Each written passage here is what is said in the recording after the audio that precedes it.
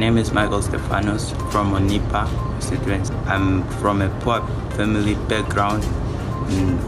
I'm admitted at NAST to do Bachelor of Science, but now I've got no registration money, and then it's required. We got the letter from the government saying that they will sponsor this. I have the honor to table the budget for the 2020-2021 financial year. This is the Context Podcast. We review stories reported by the Namibian newspaper during the course of the week.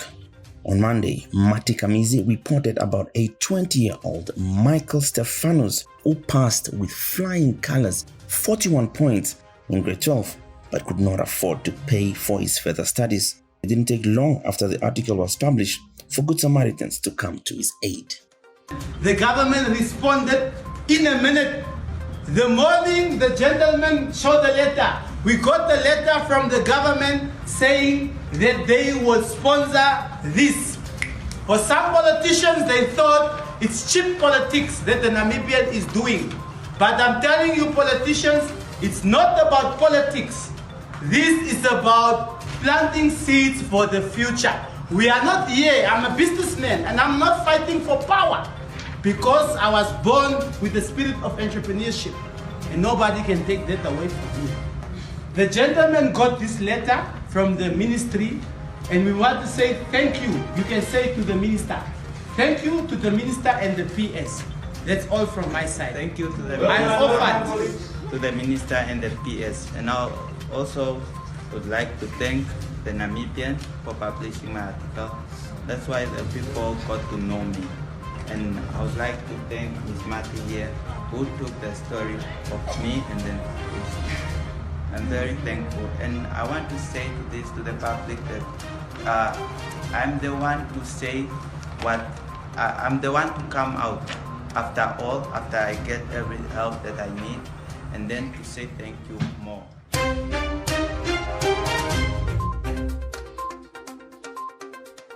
Hundreds of Angolan citizens flocked to an ungazetted border crossing near Oshikango to enter Namibia to buy food and sell merchandise in the country.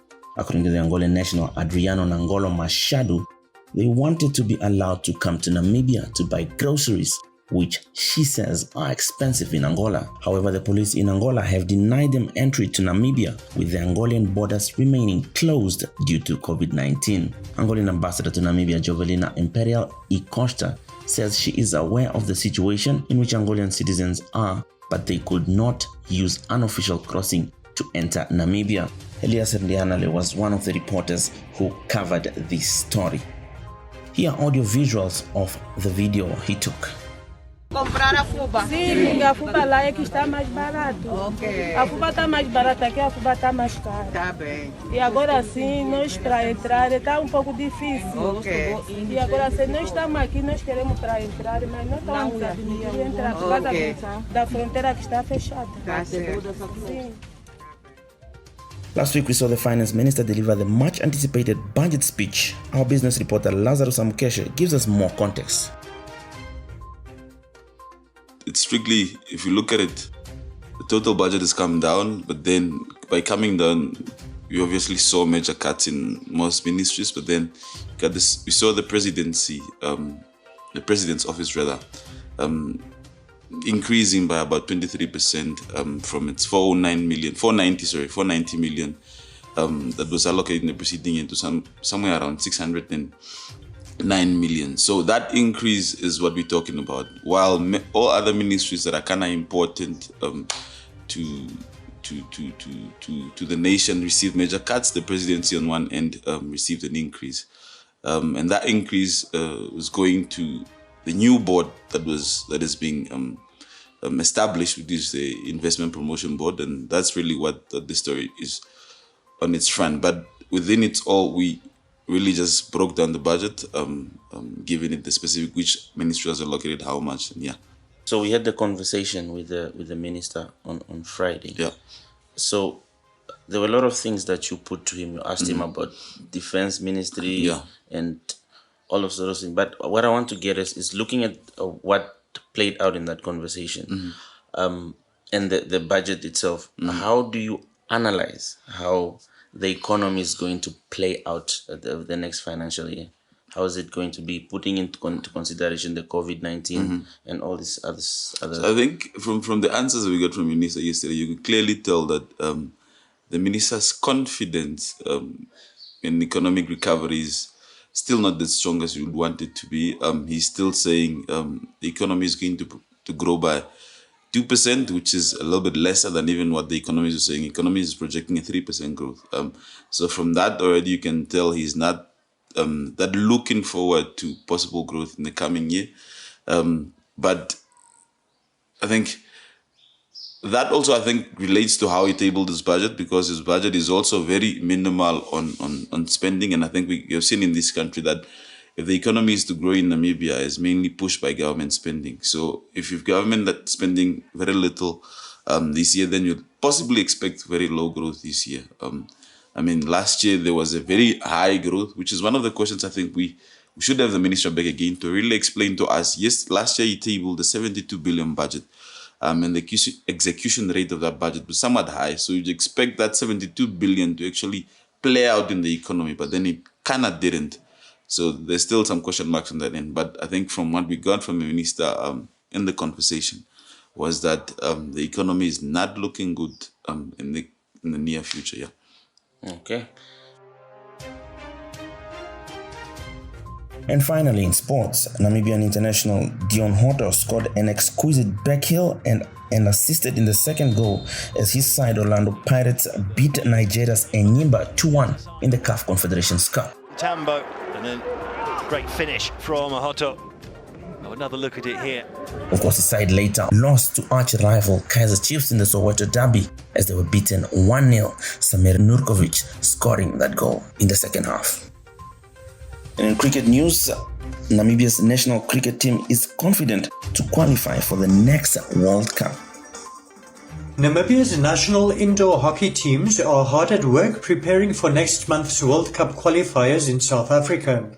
4 years ago, Namibia's women shocked South Africa at the World Cup qualifier in Swakopmund to win the final on a penalty shootout and qualify for the 2018 Indoor World Cup in Berlin.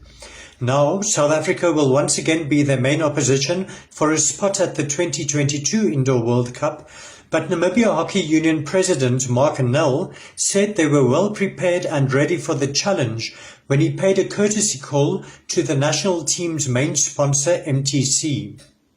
Our women's side is the current African champion, Indo champion. Our men's side lost the last time the final by 1 goal, which was not a spectacular goal. Okay.